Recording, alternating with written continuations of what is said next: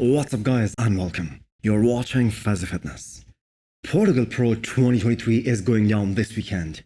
And why not start the video with the physique update of the guy who on paper is the favorite to win the show for the third consecutive time during his pro career. Yep, Andrea Presti won Portugal Pro in 2021 and in 2022 as well. Now the biggest critique on his physique are his legs. But the balance between his upper and lower body has continued to improve in the last couple of years. Combine that with the crazy condition that he is showcasing in these pictures. I mean, the man is shredded to the bone. I think he's gonna come out on top and punch his ticket to the Olympia.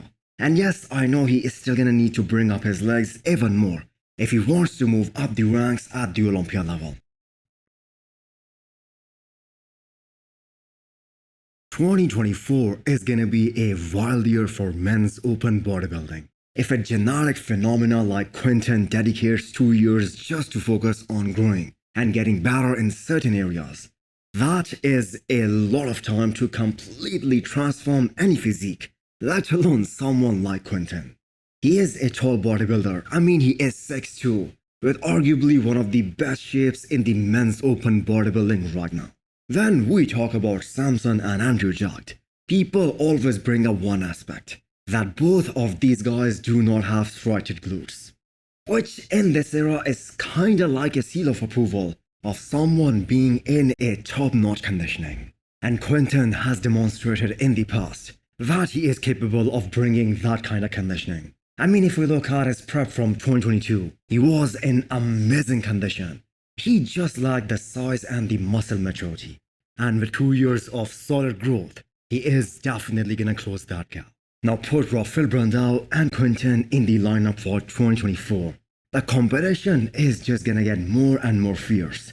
And it is a possibility that things will get harder and harder for short and those type of bodybuilders who are kinda blocky. Especially if these young and athletic guys, they start bringing the same level of conditioning as well. Tonio Burton should keep doing what he has been doing. He isn't the biggest guy on stage and he never will be. And the thing is, neither was Dexter Jackson. But the Blade's strength was that he was always in razor sharp conditioning and his flow every time he stepped on stage. While the other bigger guys continued to miss their peaks. And Dexter just kept on beating him throughout his career.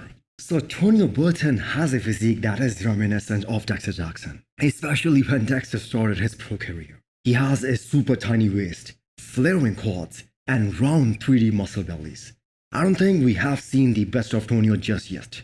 This is 18 weeks outlook, and that is very impressive. And the thing is, size will never be his strong point. So he should never ever try to get too big too fast. His decision of switching to men's open right after making his pro debut in the 212 class, that was the best thing that he did. So looking forward to his look at the Olympia stage in November.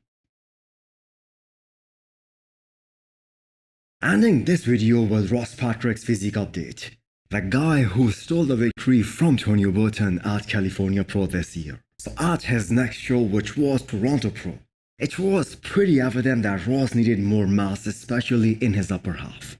I think his legs are world class. And also his conditioning exceeded both Ian Vallier's and Hassan's at Toronto Pro. So the competition better believe that Ross will be in better shape at this year's Mr. Olympia. Now will he have an impact in the top 10? Well, I'm gonna say at the moment it doesn't look like it. The field is just way too full right now. And we will be able to predict more about some of these new guns as they go through the improvement phase and become bigger and better versions of themselves, and when they share the stage with the big guns at the Olympia in November. So hit the thumbs up button if you liked the video and smash the subscribe button if you wanna come back for more. Thanks for watching.